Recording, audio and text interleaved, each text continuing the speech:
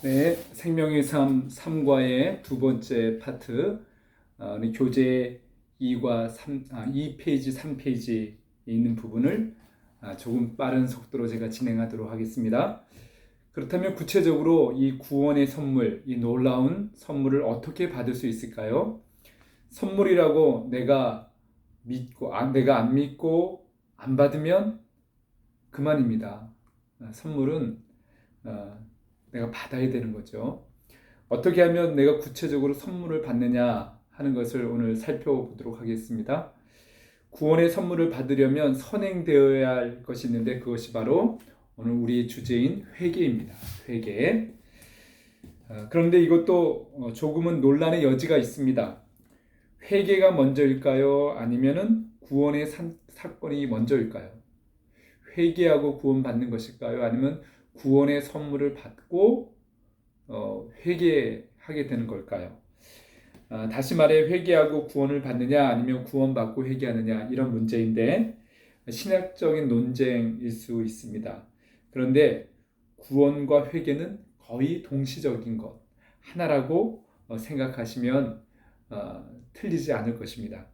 사람마다 경험적으로 좀 다르다는 것입니다. 어떤 이들은 구원받는 믿음이 생겨서 회개가 터져 나오기도 하고 또 어떤 이들은 회개하고 난 후에 구원받은 믿음이 생기기도 합니다. 무엇이 먼저다 똑부러지게 말하기 힘든 거죠. 경우마다 케이스마다 다르기 때문에 그렇습니다. 그런데 대체적으로 기독교 배경이 없는 분들, 그런 분들은 구원의 복음을 믿고 난 후에 회개하는 그런 경우들이 많고, 기독교 배경에서 살아오신 분들, 특히 모태신앙을 가지고 계시는 분들은 회개하고 구원의 확신을 갖는 경우가 많습니다. 그렇게 이해하시면 될 것 같습니다. 그렇다면 이 회개가 뭘까요? 많은 분들은 지은 죄들이 영화 필름처럼 이제 보이고 또 들리고 또 흔히 밤새도록 몸을 흔들면서 울고 불고 뒹굴고 콧물 눈물 땀 이것이 뒤범벅이 돼서 극적으로 회개하는 분들도 있습니다. 제가 아시죠? 담임 목사님 제가 그런 회개의 경험을 하게 됐습니다. 근데 꼭 그것만이 회개가 아니라는 것이죠. 회개에 더 본질적인 것이 있는데 그것이 바로 요한복음 1장 9절 말씀입니다. 만일 우리가 우리 죄를 자백하면 그는 미쁘시고 의로우사 우리 죄를 사하시며 우리를 모든 불의에서 깨끗하게 하실 것이요. 이 말씀 누가 했습니까? 사도 요한, 세례 요한이 아닙니다. 사도 요한이 그의 요한의 공동체에 있는 형제들에게 쓴 편지죠. 죄에서 용서받은 것에 대해 말씀해 주고 있습니다. 죄 용서에 대한 말씀인데 어떻게 하면 용서받습니까? 자백이죠. 자백. 이 자백하면 생각나는 연상되는 게 있지 않습니까? 경찰서에 가서 자수하는 것, 내가 죄를 지었다고 고백하는 것, 또 형사 앞에서 또 고백하는 것, 그래서 감옥에 가는 것 이런 것들이 떠오르지 않습니까? 그래서 자백하는 것에 대한 부담이 있습니다. 사람들은 그런데 자백이 영어로 얘기하면 영어로 confession입니다. com이 아니고 confession. 이게 헬라어에서 어원을 가진 그런 영어인데요. con이라고 하는 이 단어는 더불어, 같이 그런 의미를 가지고 있습니다. 그래서 passion은 passio, 이거는 말하다는 그런 뜻인데요. 이 자백한다는 말은 더불어 말하다. 다른 표현으로는 동의하다. 누군가에게 자기의 이 생각을 솔직하게 말하는 것, 인정하는 것, 그것이 바로 이 회개의 의미입니다.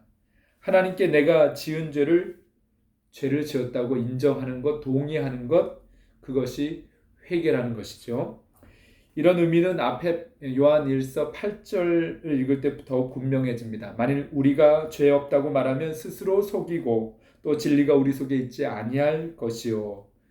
우리가 하나님 앞에서 죄가 없다고 말하면 하나님께 자신의 죄에 관하여 동의하지 않는다는 것이죠. 그것은 우리 자신을 속이는 것이라는 겁니다. 그러나 죄가 있다고 인정하면 그것이 하나님께 동의하는 것이고, 그렇게 되면 죄의 용서를 받고 우리를 불의에서 깨끗하게 해 주신다는 것입니다. 이것이 이 말씀이 회개의 본질입니다. 하나님께 동의하는 것, 인정하는 것, 하나님께서 말씀하시면 너 이것이 죄다 이렇게 말씀하시면 예, 하나님 맞습니다. 제가 잘못했습니다. 제가 틀렸습니다. 이렇게 말하는 것이 회개라는 것입니다. 그렇다면 하나님은 왜 우리가 죄인인 것을 자백하길 원하실까요? 다 알고 계시는데 자녀를 양육하다 보면 다 경험해 보셨겠지만, 특별히 어머니들, 만약 어느 날 3살 아이와 6살 이 두 형제가 같이 놀다가 쨍그랑 그릇 깨지는 소리가 나서 가봤어요. 귀한 물건이 깨졌습니다. 누가 했냐고 물으면 6살 아이가 자기는 안 했다고 그래요. 동생이 했다고 그러는데 그 3살짜리 동생은 키가 작아서 도저히 그 그릇에 손이 닿지가 않는 아이입니다. 심중으로 봤을 때 누가 한 거예요? 6살 형이 한 겁니다. 그러면 여러분은 어떻게 합니까? 조용히 이 큰 아이를, 6살 아이를 방으로 데려가서 자백을 받아내려 합니다. 왜 그렇습니까? 그래야 다시는 거짓말하지 않고 또 그 똑같은 일을 반복하지 않기 때문에 그렇습니다. 거짓말이 더 큰 죄라는 것을 알게 해줘야 되기 때문에 혼을 내죠. 자백을 받아냅니다. 그래서 엄마, 내가 잘못했어요. 그러면 용서해주고 다시는 그러지 말라고 타이릅니다. 아이들이 자기 잘못을 인정하고 시인하면 부모는 안도감을 느낍니다. 그리고 그렇게 그 죄를 인정하는 것을 기뻐하게 됩니다. 그런데 우리는 그런데 막 우기어요. 끝까지 안 했다고 확실한 증거가 있는데도 그렇게 거짓말하면 우리는 심하게 다룰 수밖에 없죠. 예. 호되게 혼을 내게 됩니다. 하나님께서도 마찬가지입니다. 우리가 자백하기를 원하십니다. 그래서 용서해 주시고 다시는 그런 실수를, 그런 죄를 범하지 않게 하시려고 하나님 우리가 자백하기를 원하신다는 것입니다. 그런데 이 자백 또는 이 고백의 힘이 굉장히 큽니다. 예. 특별히 우리 현대인들에게 있어서 중독의 문제는 너나 할 것 없이 다 가지고 있습니다. 심각한 중독 있죠. 알코올 중독, 마약 중독, 또 성적인 중독이 있습니다. 성 중독, 여러 가지 중독이 있는데 뭐 우리 성도님들도 그렇고 저도 그렇고 한두 가지 일상 속에서 이것은 내가 좋지 못한 습관이고 중독이다, 이런 부분들이 있습니다. 그게 심각도가 좀 크고 작을 뿐이죠. 여러분, 중독 치료에서 가장 중요한 치료의 방법은 고백이 있습니다. 고백하지 않으면 끊기가 굉장히 어렵습니다. 그래서 사람들이 상담가를 찾아가죠. 목회자를 찾아오셔도 좋습니다. 그러나 전혀 자기의 개인 이 신상 이런 것들을 보호받는 그런 테두리 안에서 상담가를 찾아갑니다. 또 영적인 스승을 찾아갑니다. 때로는 정말 믿을 만한 친구를 찾아갑니다. 그래서 고백해야 됩니다. 사람들 앞에서 자신을 드러내고 고백할 때 치유가 이루어집니다. 우리 목장 모임이 아주 중요합니다. 목장 모임에서 자신의 연약함도 고백하고 자신의 삶의 어려운 문제도 고백하고 이런 참 해결하기 어려운 자신의 힘으로는 해결하기 어려운 문제들을 고백하고 인정하기 시작할 때 거기서부터 문제 해결이 시작된다는 것 경험해 보시기 바랍니다. 꼭 기억하시기 바랍니다. 자기 문제를 인정하지 않고 자백하지 않으면 거기서 헤어나오기가 어려운 것이 바로 이 중독의 문제입니다. 죄의 문제입니다. 우리를 향한 하나님의 궁극적인 관심, 그것은 우리에게서 자백을 받는 데 있습니다.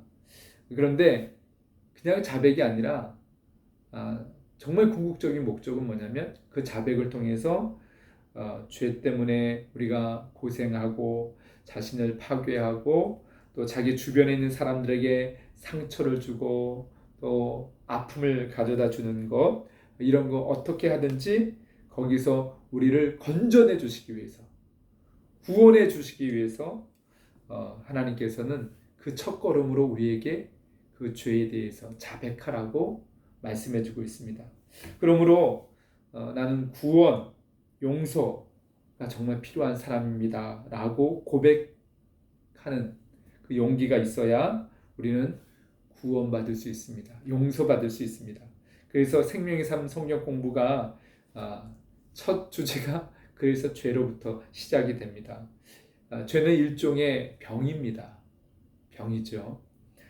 키엘 케고르가 말한 것처럼 사람은 누구든지 죽음에 이르는 병에 걸렸는데, 그게 키엘 케고르에는 절망이지만 성경은 그 절망의 뿌리가 바로 죄라고 말씀해주고 있습니다. 그러니까 의사 앞에 환자가 가서 저 지금 아픕니다 이렇게 고백해야 의사가 처방을 내리는 거죠. 검사를 하고 심각하면 수술도 하게 되는 것입니다. 저는 지금 당신의 도움이 필요합니다. 이런 고백이 있어야 고칠 수 있는 것처럼 죄라는 질병, 이 영적인 질병에 대해서 하나님 앞에 고백해야 하나님께서 고칠 수 있고 우리를 용서하시고 구원해내실 수 있습니다. 죄에 대한 고백이 없이는 하나님께서 제가 가지고 있는 이 파괴력으로부터 그 사람을 절대로 구원해낼 수 없습니다. 그래서 성경은 구원받기 위해서는 죄로부터 돌이켜라 이렇게 우리에게 명령하고 있습니다. 그 첫걸음이 죄에 대한 고백입니다. 그래서 예수님을 믿기 어려운 사람들이 어떤 사람입니까? 자신이 죄인이 아니라고 생각하는 사람, 끝까지 우기는 사람, 참 이런 사람들은 구원받기 어렵습니다. 자기는 하나님 없이도 살 수 있다는 사람들, 자기 마음대로 살아보겠다고 하는 사람들, 우리 삶의 모든 갈등은 어디서부터 시작되느냐? 하나님 빼고 모든 것을 이루려고 할 때 그때 갈등이 생깁니다. 하나님께서 내 삶의 중심이 되셔야 하는데 하나님은 없어요. 거기서부터 모든 삶의 갈등, 또 인간관계의 문제가 거기서 생깁니다. 갈등과 이 질병의 원인을 우리가 바로 알아야 치료가 됩니다. 어설프게 알면은 더 큰 병을 앓게 됩니다. 한 가지 눈에 보이는 것은 치료할지 모르지만 눈에 보이지 않는 더 심각한 것들은 더 망가지는 경우가 있습니다. 그래서 진짜 원인을 찾고 그 병을 고쳐야 됩니다. 그런데 자신이 병이 있고 문제가 있다는 사실을 모르는 사람들, 즉 죄를 인정하지 않고 고백하지 않은 사람은 하나님도 어찌할 도리가 없습니다. 이미 다 용서하셨고 죄값을 그 형벌을 대신 받게 하셨음에도 불구하고 고백하지 않으면, 인정하지 않으면 죄에서 자유케 할 수가 없습니다. 하나님께서 우리에게 왜 자백을 원하시는지 이제 아셨죠? 우리가 하나님 앞에 자백만 하면 하나님께서는 우리 죄를 용서해 주실 뿐만 아니라 이미 용서하셨죠? 그리고 우리를 불의에서 깨끗하게 해주신다는 겁니다. 죄를 용서해 주신다는 것, 그것은 과거에 지은 죄를 용서해 주신다는 것입니다. 과거에 이미 우리가 지은 죄 다시는 기억하지 않겠다고 용서해 주시고, 또 불의에서 깨끗하게 해준다는 것은 앞으로 또 죄 지을 수 있는 상황, 그런 미래의 그런 상황에서 우리를 지켜주신다는 거죠. 더 이상 죄를 짓지 않도록 보호해 주시고 도와주시겠다는 그런 뜻입니다. 그래서 우리가 살아가면서 잘못하면 자꾸 우리는 계속해서 회개해야 됩니다. 왜 왜 그럴까요? 그래야 다시 같은 죄를 반복해서 짓지 않게 되고, 만일 우리가 고백하지 않고 우리를 정당화하기 시작하면 우리는 절대로 죄로부터 자유할 수 없습니다. 고침받을 수가 없습니다. 우리가 예수님을 영접할 때 회개하게 되는데, 이 회개는 기본적인 회개입니다. 인생의 방향과 목적이 바뀌는 거죠. 그전에는 중심이 나 자신이었습니다. 나만을 위해서 살아왔습니다. 그런데 예수님을 영접하고 회개한다고 하는 것은 인생의 방향을 바꾸는 기본적인 회개를 의미합니다. 하나님, 이때까지는 제가 하나님 무시하고 그렇게 살다가 여기까지 왔습니다. 이제부터는 제가 하나님 원하시는 방향으로, 하나님 뜻대로 살겠습니다. 제 삶의 방향을 바꾸겠습니다. 이게 이제 인생의 큰 전환을 이루는 기본적인 회개죠. 이렇게 말하고 바꾸는 것이 바로 기본 회개입니다. 과거의 잘못을 일일이 낱낱이 고하지 않아도 큰 결정, 내 삶의 방향을 바꾸면 그것이 바로 내 인생의 회개죠. 하나님께로 돌아오게 된 것입니다. 그러면 하나님께서 우리 죄를 용서해 주신다고 약속하셨습니다. 옛날 기억도 잘 나지 않는 죄를 다 억지로 끄집어낼 필요는 없습니다. 과거의 죄에 대해서. 사랑하는 성도 여러분, 여러분이 말씀하신 이 용서를 우리는 관념으로 생각하면 안 됩니다. 그냥 생각으로 용서를 생각하면 안 됩니다. 이 용서는 실제적인 것입니다. 어떤 악질의 죄수, 그리고 어떤 연쇄 살인마, 그런 죄인이라 할지라도 하나님께서는 회개하는 자에게는 용서를 실제로 베푸십니다. 우리는 그걸 믿어야 됩니다. 하나님은 우리와 다른 분이십니다. 우리의 생각과 다른 분이십니다. 살인마가 죽음 앞에서 담담하게 자기의 죄를 뉘우치고 용서받은 확신을 가지고 감사의 찬송을 부르면서 죽는 경우가 많습니다. 그런데 그것은 기독교의 복음밖에는 없습니다. 이 복음을 듣고 하나님의 용서를 믿고 죄를 뉘우치고 회개한 이들은 죽음을 담담하게 맞게 됩니다.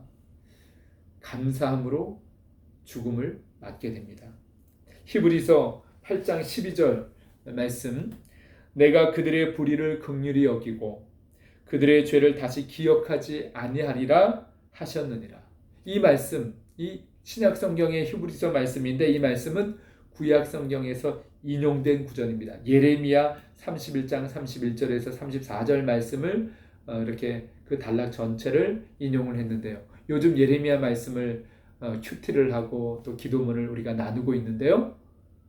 정말 예레미야 말씀이 구약의 놀라운 복음의 약속이 그렇게 기록되어 있습니다. 하나님의 말씀이 계속해서 예수 그리스도를 보내주시고 예수님을 통해서 회복시켜 주시고, 오늘 이 구절의 말씀처럼 우리의 불의를 긍휼히 여기셔서 그 죄를 기억도 하지 않으시겠다고 하신 이 말씀, 이게 복음이지 않습니까? 이 말씀을 히브리서 기자는 그대로 인용하고 있는 것을 보게 됩니다. 하나님은 처음에 돌판에 계명을 새겨주셔서 의무적으로 그 계명을 지키라고 말씀하셨습니다. 이스라엘이 그걸 지키지 못하고 계속 죄를 범했죠. 왜 그 계명을 지키지 못했을까요? 마음의 문제였다는 겁니다. 마음이 하나님을 떠났어요. 마음에 하나님의 말씀이 없는 거예요. 그래서 지키지 못했다는 겁니다. 그래서 이제는 마음판에 새겨 주시겠다고 말씀하십니다. 예레미야를 통해서. 무슨 뜻입니까? 이제는 마음판에 새기기 때문에 지키고 싶은 마음이 저절로 생기도록 역사하신다는 것입니다. 이 역사가 바로 성령님의 역사입니다. 그래서 우리는 성령님의 인도하심과 역사하심을 따라서 신앙생활을 해야 되는데, 예수님을 영접하면 마음판에 그분의 말씀, 생명의 말씀을 새기게 되고 예수님의 생명의 법이 작동하게 됩니다. 그것이 바로 성령의 역사죠. 그래서 놀라운 삶의 변화가 나타나는 것입니다. 성령의 열매가 맺혀지는 것입니다. 옛생활을 정리할 뿐만 아니라 원수도 사랑하게 되고 용서하고 이웃도 사랑하며 섬기게 되는 그런 삶의 변화가 나타나게 됩니다. 과거에는 내 의지로는 도무지 할 수 없었던 일들을 스스로 하고 싶은 마음이 생깁니다. 그리고 그것을 하게 되고 그런 변화가 나타나는 것인데, 이것이 바로 예수님이 바로 우리 안에 영접했을 때 내 안에 들어오셔서 나와 함께 하시고 나와 영원히 살고 계신다고 하는 것의 증거입니다. 성령님의 인도하심을 받는 증거죠. 하나님이 나의 하나님이 되고 나의 아버지가 되고 또 나는 하나님의 백성, 하나님의 자녀가 되었다고 하는 확실한 증거죠. 내 마음에 하나님의 말씀이 있어서 그 말씀대로 순종하고 그 말씀대로 이루어져 가고 변화되어지는 것. 하나님께서는 연약한 우리의 의지로 불가능하다는 것을 아셨습니다. 그래서 새로운 언약을 우리와 맺으시고 그 새로운 하나님의 말씀의 법을 우리의 마음판에 새겨주셨습니다. 그것이 새 계명입니다. 이것이 바로 생명의 성령의 법이죠. 바울이 고백했습니다. 로마서 8장 2절 말씀에 이는 그리스도 예수 안에 있는 생명의 성령의 법이 죄와 사망의 법에서 너를 해방시켰다. 자유롭게 해줬다는 것입니다. 예레미야 31장 34절의 말씀에 보면은 여호와를 알게 된다는 것입니다. 모든 사람들이 여호와를 알게 되는데 히브리 사람들이 안다라고 하는 이 표현은 지식으로 안다는 게 아닌 거 아시죠? 야다라고 하는 히브리 말을 쓰는데 체험적으로 안다는 뜻입니다. 부부 관계를 맺어서 부부가 인격적으로 또 육체적으로 서로를 알아가고 사랑하는 그런 관계를 체험적으로 안다, 이렇게 표현하죠.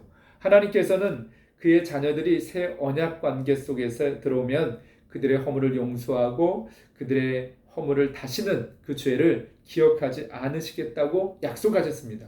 이것이 하나님과의 새로운 관계입니다.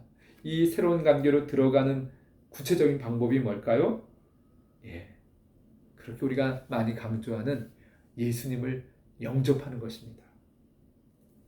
그렇다면 이 새로운 언약 관계 속에서 하나님께서 우리에게 약속하신 것이 바로 죄를 용서하고 죄를 기억도 하지 않겠다고 하는 건데, 이 새 언약의 약속, 이 약속 왜 그럴까요? 예수님을 영접하면 이 새로운 관계로 나아갈 수 있을까요? 예수님은 우리가 받아야 될 모든 형벌을 이미 대신 받으셨기 때문에 그렇습니다. 그렇기 때문에 우리는 용서받은 기쁨을 누리면서 살 수 있습니다. 하나님께서는 이 예레미야 선지자를 통해서 바로 그때가 올 것을 하나님께서 말씀하게 하셔서 계속해서 그 말씀을 선포하게 합니다. 계속 반복해서 말씀하십니다. 이제 우리가 이것이 복음이죠. 하나님과 우리 사이를 가로막고 있는 이 죄의 문제를 해결해 주시기 위해서 예수님을 보내주실 것을 약속하셨습니다. 바로 예수 그리스도께서 복음이에요. 과거의 죄에 대해서 우리가 얽매일 필요가 전혀 없습니다. 왜? 이미 예수님께서 과거의 죄를 다 형벌을 미리 우리 대신 받으셨기 때문에 그렇습니다. 우리가 죄책감을 가지고 살아갈 필요가 전혀 없습니다. 예수 안에 있을 때. 그래서 우리는 자유한 존재가 됐습니다. 우리가 또 죄에 넘어져도 주님은 그 죄를 미워하시기 때문에 죄에 대해서 책망하시고 징계하십니다. 그러나 우리가 회개한 과거의 죄는 들추지 않으십니다. 왜? 내가 기억도 하지 않겠다고 말씀하셨기 때문에 그렇습니다. 처음 죄를 지은 것처럼 너 지금 죄 처음 지었지? 그렇게 우리를 대하십니다. 그렇다고 무조건 다 허용하시는 게 아닙니다. 그 죄에 대해서 물으십니다. 회개하기를 원하십니다. 그런데 과거의 죄는 하나님 기억하지 않으십니다. 하나님은 우리와 생각이 다르신 분입니다. 하나님께서 우리처럼 생각하신다고 하는 그 생각을 우리는 빨리 정리해야 됩니다. 하나님 우리와 생각이 다르신 분입니다. 하나님이 그렇다고 말씀하시면 그런 줄로 믿는 것, 받아들이는 것, 그것이 믿음입니다. 하나님께서 내가 이루어주겠다 약속하시면 그 이루어줄 것을 믿고 기다리고 또 회개하라 그러면 회개하면 되는 것입니다. 그런데 죄를 반복해서 지으면 안 되는 이유가 있습니다. 반복해서 죄를 지으면 왜 안 될까요? 죄를 반복해서 지으면 나중에는 뉘우치는 것을 잊어버립니다. 우리의 신앙의 양심까지 마비될 수 있습니다. 여러분, 죄를 반복해서 지은 것을 하나님께서 허용하지 않습니다. 또 똑같은 실수를 해도 하나님께서 회개하라고 그러면서 회개할 때 용서해 주시지만 하나님의 뜻은 그 죄에서 우리를 건져 주시는 것입니다. 다시는 그 죄를 짓지 않게 해 주시는 것입니다. 요한복음 8장인가요? 현장에서 가늠하다 잡힌 여인, 사람들이 끌고 와서 모세 율법대로 돌로 쳐 죽이려고 할 때 예수님께서 죄 없는 자가 돌로 치라. 죄 없는 자 없지 않습니까? 다 도망갔습니다. 근데 예수님께서 하신 말씀이 나도 너를 정죄하지 않겠다. 이 말은 용서해 주겠다는 것입니다. 그러나 다시는 죄를 짓지 말아라. 왜? 그 여인이 그 죄 가운데 빠져 있는 것은 그 여인의 불행입니다. 예수님이 오신 목적은 죄를 용서해 주실 뿐만 아니라 그 죄에서 자유케 되어지는 것, 빠져나오게 해주는 것, 그리고 거룩한 하나님의 백성으로 행복하게 사는 것. 여러분, 그것을 우리가 기억했으면 좋겠습니다. 자꾸 죄에게 우리 자신을 노출시키고 그 죄에 빠지게 되면 우리의 양심이 마비가 되게 됩니다. 그래서 그 죄에 완전히 또다시 속박되게 되어서 죄의 노예로 살게 되는 것입니다. 죄는 또한 흔적이 남습니다. 하나님은 기억하지 않으시지만 우리가 상처를 입으면 흔적이 나고 흉터가 생기는 것처럼 그거 볼 때마다 우리 마음이 편치 않습니다. 그래서 계속해서 죄 짓는 것을 하나님께서 기뻐하지 않습니다. 하나님은 다 용서해 주시고 기억하지 않으시지만 사람의 기억 속에서는 흉터로 남아 있습니다. 그래서 더 이상 죄를 짓지 말고 죄를 미워하고 죄와 싸워야 됩니다. 그런데 정말 예수님을 영접하면 중요한 것은 죄 짓고 싶은 마음이 사라진다는 것입니다. 죄를 지으면 견딜 수 없는 고통이 따릅니다. 그게 정상입니다. 그래서 죄를 짓고자 하는 사람은 계속 자꾸 죄를 짓고자 해요.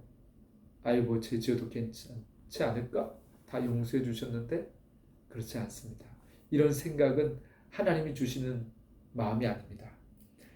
그런 사람은 의심해 보셔야 됩니다. 과연 내가 예수님을 인격적으로 정말 영접했는가? 정말 내 안에 성령님께서 내 주에 계시는가? 나의 존재는 성령님이 함께 하시는 거룩한 성전인가? 스스로 한번 점검해 볼 필요가 있습니다. 반복적으로 짓는 죄에 대해서 그럼 우리가 어떻게 해야 할까요? 먼저 예수님 말씀하신 70번씩 7번, 490번까지도 용서해야 됩니다. 그것은 내 자신에게도 마찬가지고, 넘어졌어도 내 자신이 넘어졌어도 예수님이 나를 용서하실 것을 믿고 자백하고 그 죄의 자리에서 속히 일어나셔야 됩니다. 예수님 나를 용서하지 않으셔. 내가 수십 번 똑같은 죄를 범했는데 이런 나를 용서해 주실까? 그렇지 않습니다. 예수님은 이미 용서하셨습니다. 다른 타인을 향해서도 마찬가지입니다. 수십 번 죄를 짓고 내 마음을 힘들게 했을지라도 용서하셔야 됩니다. 하나님께서 이미 우리를 그 이상으로 490번이 아니라 그 이상으로 용서하셨기 때문에 주님께서 주신 이 용서의 계명을 우리가 그대로 순종으로 실천해야 됩니다. 나를 용서하셨는데 누구를 우리가 용서를 못합니까? 왜 내가 내 자신을 용납하지 못합니까? 만일 하나님께서 용서의 한계를 두셨다면 바로 나부터 설 자리가 없습니다. 하나님은 우리를 끝까지 용서하십니다. 이미 용서하셨습니다. 사람이 변하는데 죄로부터 자유케 되어져서 진짜 하나님의 자녀답게 살아가는 데는 시간이 걸립니다. 사람마다 또 편차가 있고요. 자녀들도 성장하는 속도가 다 다르지 않습니까? 사람마다 다 다릅니다.